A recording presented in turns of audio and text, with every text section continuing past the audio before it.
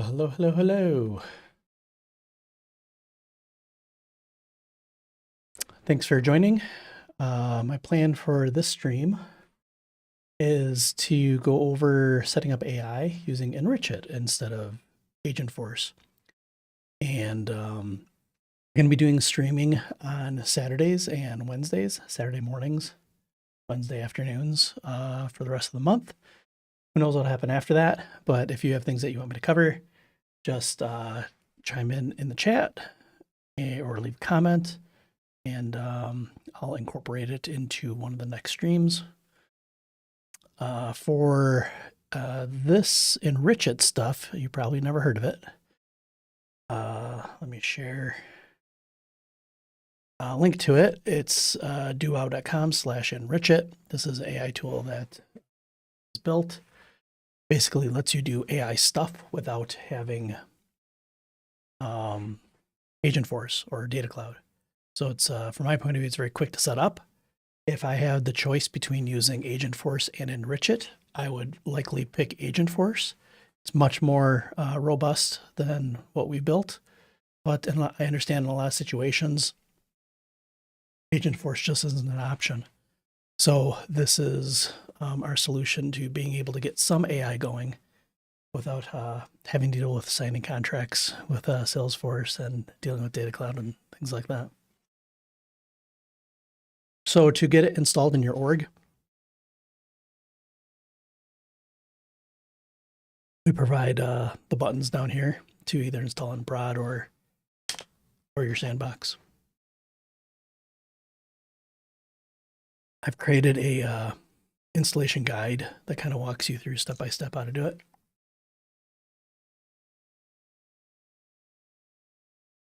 But the important part is getting past the authentication.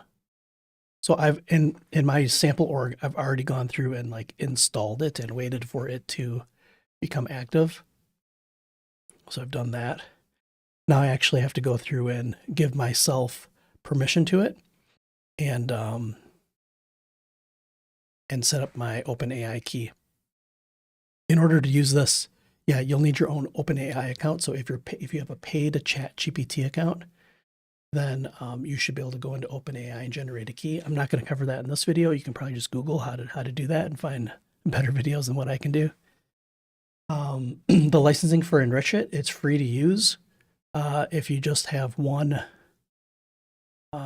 assistant, one use case. Otherwise, it's $50 a month and you can create as many as you want. But if you are coming to it through this YouTube stream, and you want it within the month of May, this month, May 2025, you reach out to me in the comments. I will give you a free lifetime license. That gives you full functionality forever, as a thank you for watching this YouTube video.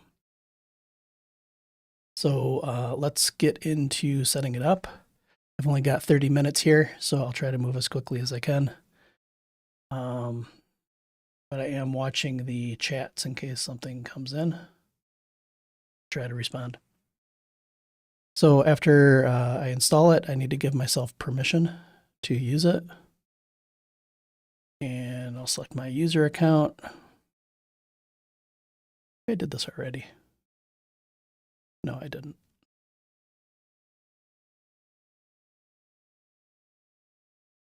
We have Enrich It user. Give myself that one.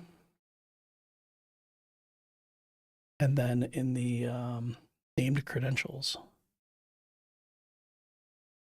there is an external credential to connect.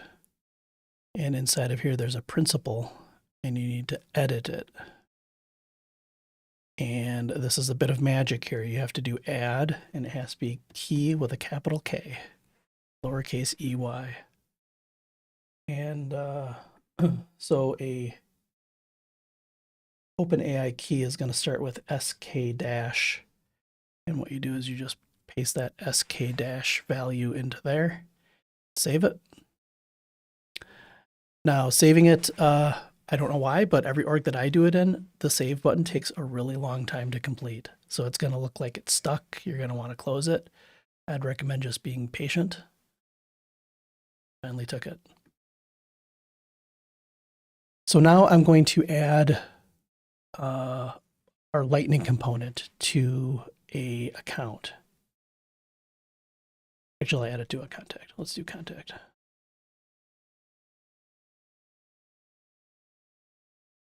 Got a lot of contacts in here. Oh, because I created all these test records last time.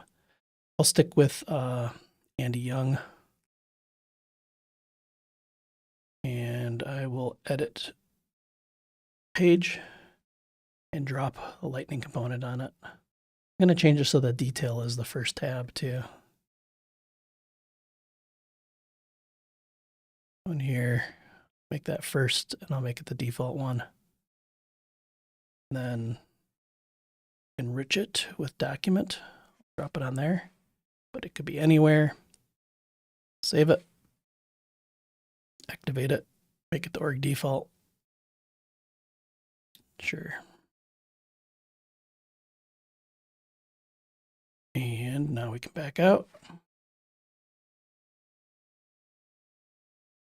And we are connected. So if you don't see connected here, then you probably have some error.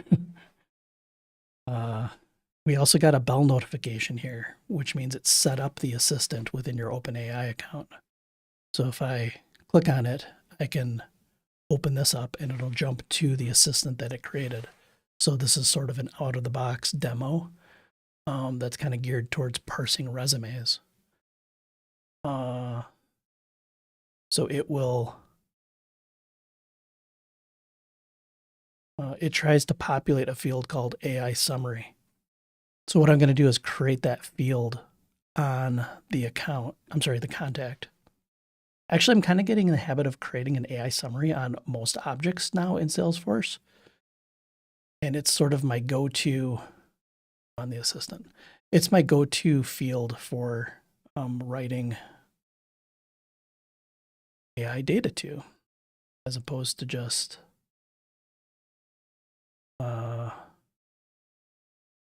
automatically updating data and potentially inserting bad data, because it can be a bit unreliable. So I'll make it a rich text AI summary. Be very big.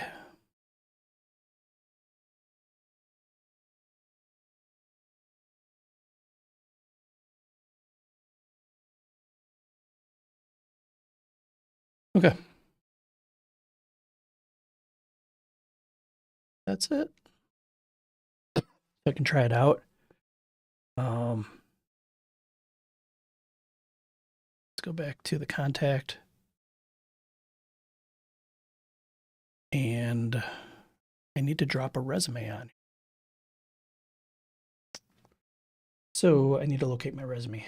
Don't have it readily available. I'll quick generate one. An older one.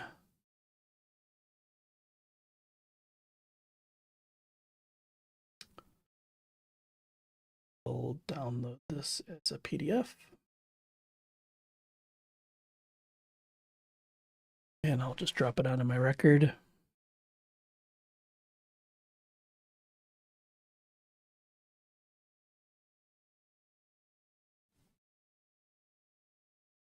Okay, I'll refresh so that this flow now has my PDF.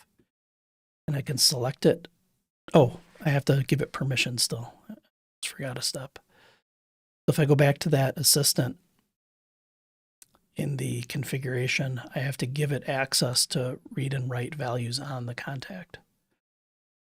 So I have to say for a contact, you're able to say, like, you can read maybe the first name, last name, email, description, and you're allowed to update these fields, which would be the summary.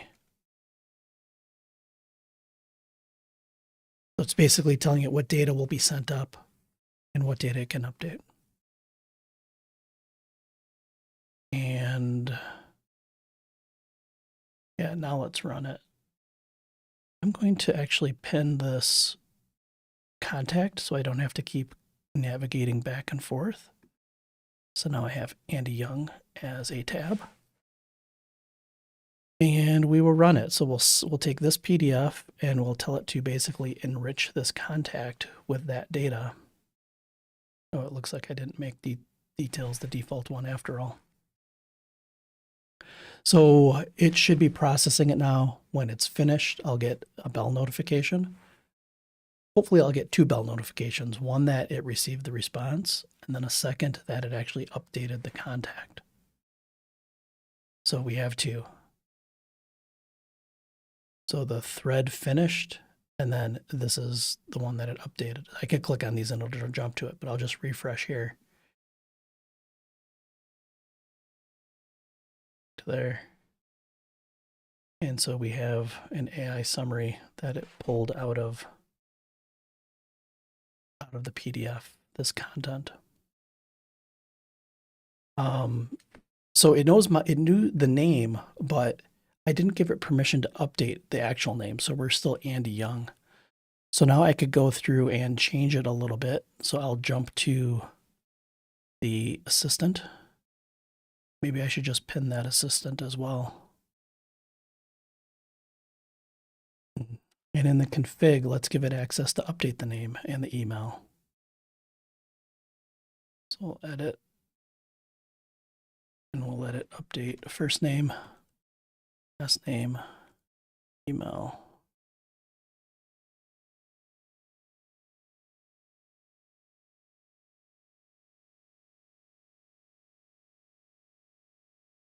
Now I could submit it again to run, or I could tell it to basically reprocess that other one. And the way to reprocess it, oops, I wanted to go to the thread complete. If you want to just have it reprocess it again, you can change the status from completed to, I suppose, in progress. Could work. So the records that are queued or in progress, they're basically going to be pulling these messages from the OpenAI chat. And when you're trying to get things working, it's helpful to look at these messages so you can see what it's actually sending and receiving. So in this example, if I look at this message, I can see the response that came back. So this is all the data. It had the first name, last name, email, a description. It also added this AI summary. Now we could make it more robust to have a better AI summary by changing the instructions that are in the assistant. So I can do that. So maybe we make it more of a rich text response instead of just a static message.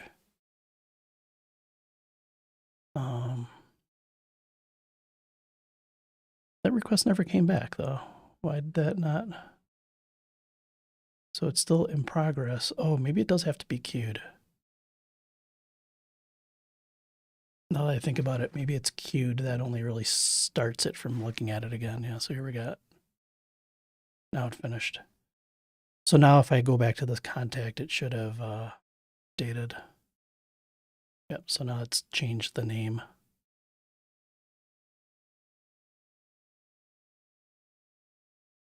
Where's email? Yeah, email's been updated. So let's make this better. So we'll go into the assistant. And here's the instructions. And yeah, so this just says it should be a sentence. So let's change that. So we'll edit.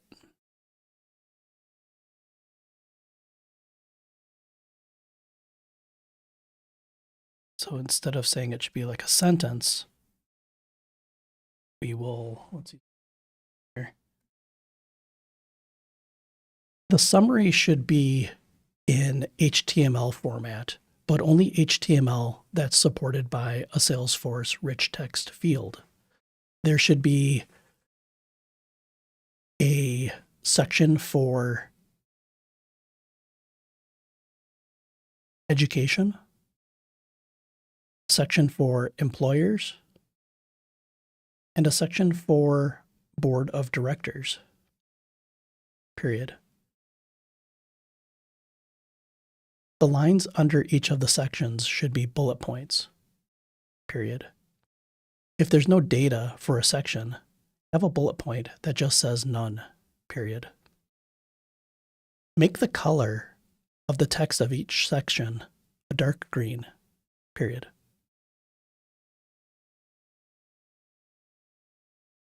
So let's give that a shot. So now we'll go back to this contact and let's enrich it again. Okay. Clear up my notifications so that I know when it's ready.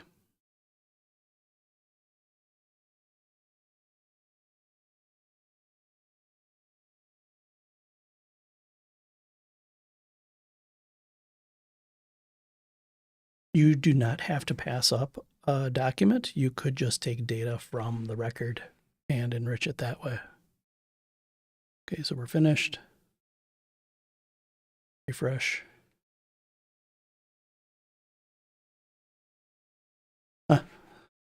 So it got close, but it didn't have, I wasn't expecting the bullet points to be a different color.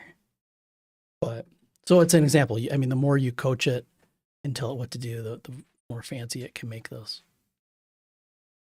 Yeah, so that's what I wanted to go over for today. I think probably in the next one on Saturday, I'll go over some more advanced processing with Enrich It and get into having it automatically create related records. So you can have it, you could have it have a maybe automatically create an account for each of the employers and then have like a related list of accounts on the contact that are employers. Or you could have a list of certifications and have it automatically locate existing certifications and just create a junction object to that certification so you don't duplicate a bunch of data.